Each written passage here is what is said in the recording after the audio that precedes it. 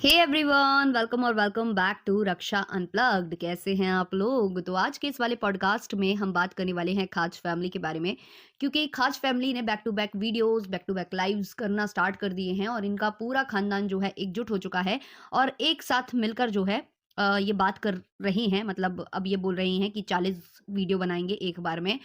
मैं आपको अपनी लाइफ का एक उदाहरण देना चाहती हूँ कि भाई मैं पक्का बिहारी बनती जा रही हूँ। अब लोग इस चीज़ को अलग मतलब में लेते हैं। बिहारी का मतलब मेरी जो ज़बान है उस पर बिहारी जो भोजपुरी लैंग्वेज है या जो भी बोला जाता है उसको, वो चढ़ रही है मेरे ज़बान पर। हम लोगों के यहाँ ना धूल गिर रही होती है, धूल गिर रहा होता नहीं है। लेकिन आज मैंने ऐसा कुछ कहीं से धूल गिर रही थी तो मैंने कहा कि यहाँ से धूल गिर रहा है, इसको साफ कर दीजिए। अरे बाप रे! ये हो रहा है मेरे साथ। तो ख़ैर, कल मैंने एक लाइव देखी जो कि किसी रिएक्शन चैनल वाले को लेकर भाई साहब कर रहे थे, छोटे वाले भाई साहब। और वो लाइव मुझे वाक़ई में बहुत ज़्यादा ख़राब लगी। पता नहीं किसने नामर्द वग़ैरह बोला है, अब पता नहीं क्योंकि एक तो पहली बात इस तरीके के शब्द जब बोलने चाहिए जब बहुत ज़्यादा लड़ाई किसी में हो रही हो, बट बोला गया उनको। अब इस बात को उन्होंने कनेक्ट किया उसी गंदी चीज़ से जिससे कुछ छपरी लोग करते हैं। क्योंकि हम लोग अगर क्योंकि अगर नामर्द जैसा शब्द इस्तेमाल किया जाता है ना, तो वो कई सेंसेस में इस्तेमाल किया जाता है। कुछ उन लोगों को भी बोला जाता है जो औरताना हरकतें करते हैं, कुछ उन लोगों को भी बोला जाता है जो आदमी होकर भी ऐसी बातें करते हैं जो शोभा नहीं देती हैं उनके ऊपर। तो कई सेंसेस में हम वो शब्द इस्तेमाल करते हैं, लेकिन इस शब्द को ज़्यादातर जो छपरी होते हैं या आप कह लो रोड साइड टाइप के जो लोग होते हैं ना, इसको उसी चीज़ से कनेक्ट करेंगे और उसी चीज़ को ये लोग बोलना स्टार्ट कर देते हैं। तो इसने जो है खैर वहाँ से गंदगी आई और इन्होंने भी फिर गंदगी करना स्टार्ट की। इनका कहना था, मतलब अब एक तरफ यार ये लोग बनते हैं कि मैं टीचर फैमिली ये वो, और दूसरी तरफ ये गंदगी में भी प्रॉपरली उतर जाते हैं। तो इन्होंने कहा कि तुम टेस्ट किए हो क्या? और टेस्ट नहीं होता है इनके यहाँ, टेस्ट की हो क्या? तुम टेस्ट की हो क्या? इस तरीके से बोल रहे हैं और आ जाओ। और ये सारी बातें जो ये छोटा वाला लपुआ कर रहा है, ये अपनी माँ, बहन और अपनी वाइफ़ और अपनी दूसरी वाली जो इनकी जो भाभी हैं, उनके सामने ये सारी ओपनली बातें हो रही हैं, गंदे-गंदे इशारे हो रहे हैं। इसने सेकंड जो लाइव की है, इसने वो वाला इशारा किया है जो बहुत गंदा होता है, बहुत ज़्यादा गंदा होता है।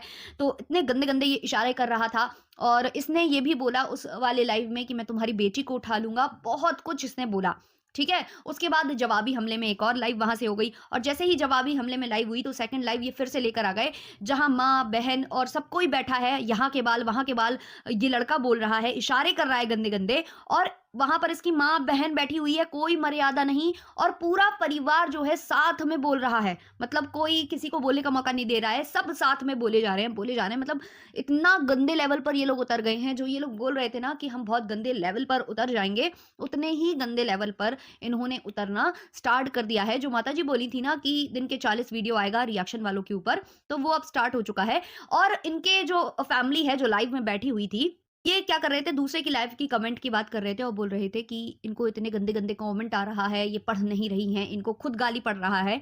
तो मुझे लगता है कि उनके कमेंट्स पढ़ने से ज़्यादा बेहतर है कि पहले आप अपने खुद के कमेंट्स देखें, क्योंकि जो लाइव में आपने गंदी हरकत की है, जो आपने वीडियो बनाया है, उसमें खुद खुद आपको कितने अच्छे कमेंट्स आ रहे हैं ना, उनको भी आपको पढ़ने की ज़रूरत है, क्योंकि ना तो अच्छे कमेंट शायद उन्हें आ रहे होंगे और ना ही आपको आ रहे होंगे। जब इंसान गंदगी में उतरता है, तो ऐसे ही भद्दे-भद्दे कमेंट्स आने स्टार्ट हो जाते हैं और गंदगी पर उतरने के लिए कई बार आपकी फैमिली मजबूर करती है। आपकी फैमिली बहुत हद तक इतना ज़्यादा किसी को पोक कर देती है कि सामने वाला बोले ही बोले। आप लोग ना जाने कितने टाइम से रिएक्शन वालों के पीछे पड़े हो, जबकि रिएक्शन वाले तो अपना वही काम कर रहे हैं, जो आप दिखा रहे हो उस पर ही बात कर रहे हैं। ऐसा तो है नहीं कि रिएक्शन चैनल वाले आज नए-नए प्रकट हुए हैं या उन्होंने आज नई-नई आपके बारे में बात करना स्टार्ट की है। बातें तो बहुत टाइम से हो रही हैं, बातें तो तब से हो रही हैं जब से तो शायद ये कंट्रोवर्सी भी नहीं हुई थी जो हुई है आपकी, और बहुत ही भयानक वाली आपकी कंट्रोवर्सी हुई है। उससे पहले से ही आपके ऊपर बातें चल रही थी लगातार। मतलब लोग आप पर बात कर ही रहे थे। तब तो आपने ये चीज़ नहीं की और जगत दीदी वाले मैटर में तो आपको इतनी गालियाँ मिली, आपके पूरे खानदान को गालियाँ मिली, तब भी आप उतना इतना ज़्यादा तिलमिलाए नहीं। लेकिन आज अचानक से आप इतना ज़्यादा तिलमिला रहे हैं, न जाने ऐसा क्या ही किसी ने बोल दिया है। इससे ज़्यादा गंदगी बहुत जगह हो रही है आपको लेकर, है ना? लेकिन आप वहाँ उँगली नहीं उठा रहे हैं, वहाँ जवाब तलब नहीं कर रहे हैं, वहाँ क्वेश्चन्स नहीं कर रहे हैं। पता नहीं क्या कारण है जो आप पूरा खानदान इस चीज़ में पीछे पड़ गया है।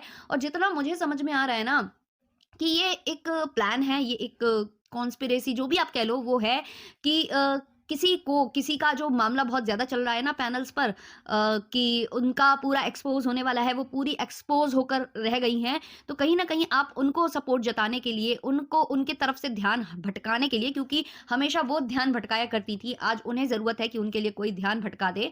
तो जो लपुआ हैं, वो सपोर्ट में आए हैं और उन्होंने अपना पूरा खानदान छोड़ दिया है कुछ-कुछ रिएक्शन चैनल वालों के पीछे, ताकि सब लोग इसके बारे में बात करने लगें और उन मैडम से ध्यान भटक जाए। इससे 2 फ़ायदे होंगे, एक फ़ायदा कि इनके व्यूज़ ज़्यादा बढ़ जाएँगे, दूसरा इनकी जो अपनी पर्सनल जो दुश्मनी है रिएक्शन चैनल वालों से वो भी निकल जाएगी और तीसरा वहाँ से भी इनको कुछ ना कुछ ऐसा प्रॉमिस हुआ होगा जो इनका कंप्लीट हो जाएगा। तो ये चीज़ करने के लिए इन्होंने उलझा कर रख दिया है रिएक्शन चैनल वालों को इस मुद्दे में, ताकि उस मुद्दे से सबका ध्यान भटक जाए। अब ये जो माँ-बहन, ये जो गंदे इशारे ये जो भाई कर रहा था, क्या संस्कार हैं इनके? क्या ये टीचर हैं? टीचर फैमिली में ऐसा होता है? तो टीचर फैमिली के नाम पर आप लोग धब्बा हो, कीचड़ ही हो आप लोग कि भाई एक छोटा भाई है जो मतलब घर में सबसे छोटा है, वो उलूल-झुलूल बातें कर रहा है माँ-बहन के सामने, अपनी पत्नी के सामने बोल रहा है कि तू आजा टेस्ट कर ले, है ना? और गू चट्टी, पागल चट्टी तो तुम लोगों के मुँह पर ही रखा रहता है, लैंग्वेज तो तुम लोगों की है ही ऐसी। उसके बाद तुम अपनी पत्नी के सामने इस तरीके की बातें कर रहे हो कि आ जाओ टेस्ट कर लो, ये कर लो, वो कर लो, मतलब शर्म आनी चाहिए, शर्म। और पहले पहल आपके साइड से हुई थी जब आपने बोला था कि मैं जो है तुम्हारी बेटी को उठवा लूँगा, है ना? खुलेआम आपने धमकी दी थी और फिर सामने से किसी ने बोल दिया ₹80 में ये, ₹80 में वो, तो आप लोग उसका भी मुद्दा बनाने आ गए। लेकिन पहल आपने की है, किसी भी गंदगी की पहल आपके साइड से हुई है, किसी और के साइड से नहीं हुई है और इससे पहले अगर आपके ऊपर कोई रिएक्शन बन रहे थे, तो उसी मुद्दों पर बन रहे थे जो आप दिखा रहे हो। जब आपके फैमिली में बोला जा रहा है कि बस एको कमी है, बस एको कमी है, ये कमी पूरा हो जाए तो बस ठीक है, मेरी बहुओं का जल्दी से ये, तो अगर उस पर कोई चर्चा कर रहा है, तो इसका इतना बड़ा मुद्दा आप लोग क्यों बना रहे हो, मुझे समझ में नहीं आ रहा है। अच्छा, इन्होंने जो है नामर्द वाली जब बात हुई, कहीं से हुई, तो इनके जो भ्राताश्री हैं, जो सबसे छोटे वाले भ्राताश्री हैं, ये बोल रहे हैं कि टेस्ट की। अब सेम टाइम इनकी जो बहन है, वो भी एक व्लॉग लेकर आई, उन्होंने भी व्लॉग बनाया किसी के विपक्ष में और वहाँ उसने उसके पति को नामर्द बोला। तो जो नामर्द बोलने पर आपने उसको आंसर दिया है, रिएक्शन चैनल वाली को, तो सेम आंसर अगर आपकी सिस्टर को दिया जाए कि तुम भी टेस्ट की हो क्या? तो कैसा फ़ील होगा आप लोगों को? हुँ? तो मतलब तुम लोग करो तो सब कुछ सही है और सामने वाला अगर कुछ बोल दे तो तुम लोगों को इतनी ज़्यादा मतलब करंट, मिर्ची सब लग जाती है। तो जो गंदगी पर आप उतरे हो कहीं न कहीं आपकी ऑडियंस को भी वो पसंद नहीं आ रही है और दूसरों के कमेंट सेक्शन को बाद में पढ़ना। आप प्लीज़ अपने कमेंट सेक्शन को पहले पढ़िए और बहुत सारे तो अब आप होल्ड पर डाल रहे होगे, डिलीट कर रहे होगे तो उनको ठीक है डिलीट कर दो, होल्ड पर डाल दो लेकिन उसको अमल करो, अपने जीवन में अमल करो, अपने वीडियोज़ में अमल करो।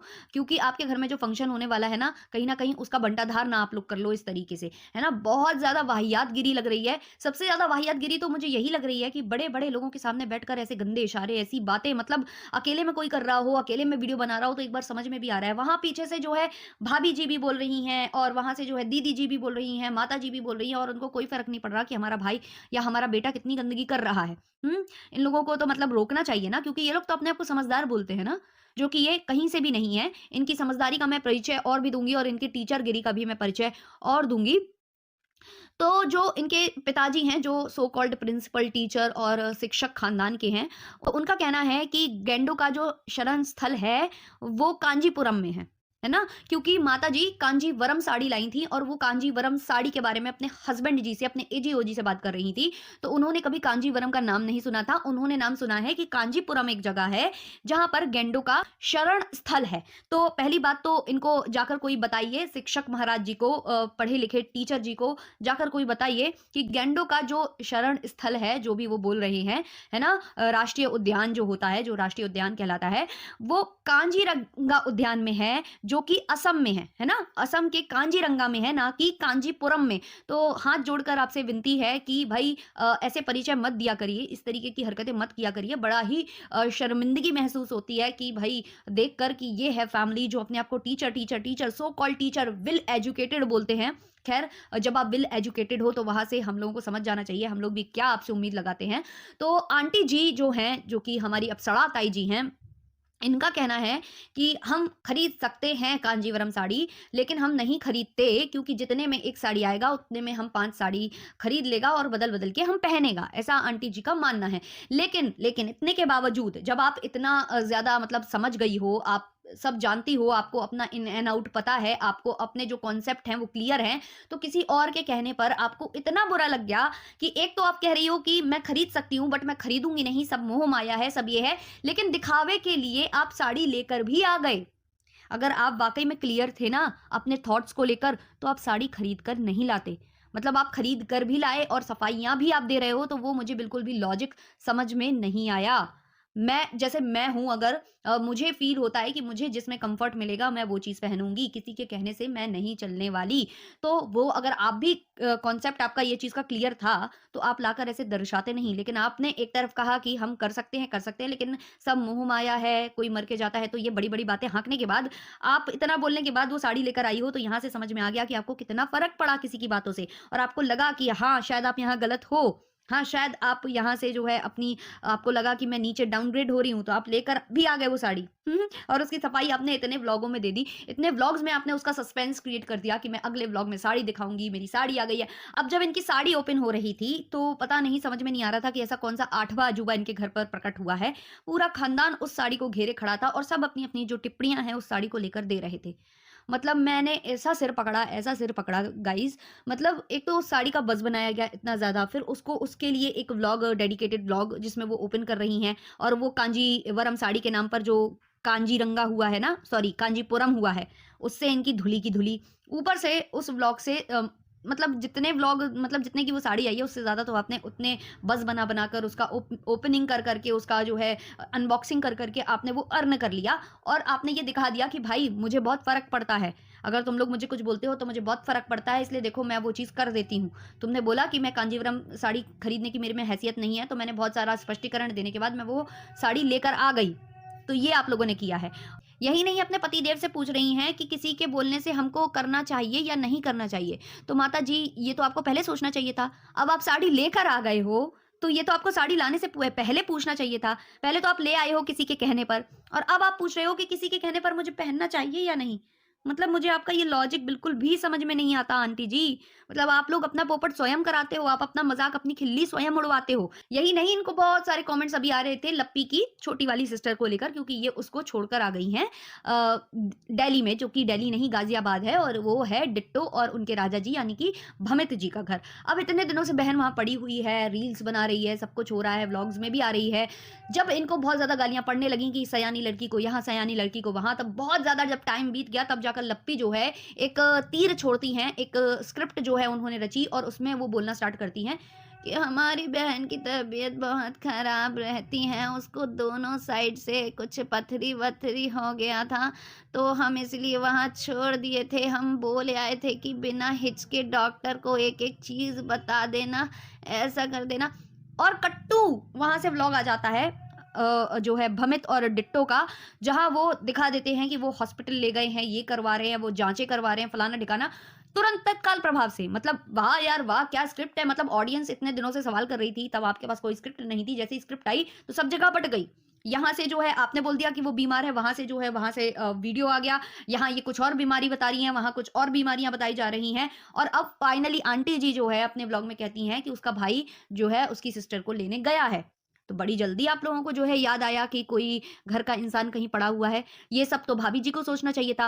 ये जो सवाल था ना ऑडियंस केवल भाभी जी के वीडियो पर नहीं कर रही थी उसकी सिस्टर को लेकर। भाभी जी के वीडियो पर, आंटी जी के वीडियो पर, न जाने सबके जितने भी फैमिली में इनके व्लॉगिंग चैनल हैं, सब पर वो कमेंट लगातार जा रहा था। तब जाकर इनके सर पे जूं रेंगी है और अब बिटिया को वापस लाया जा रहा है।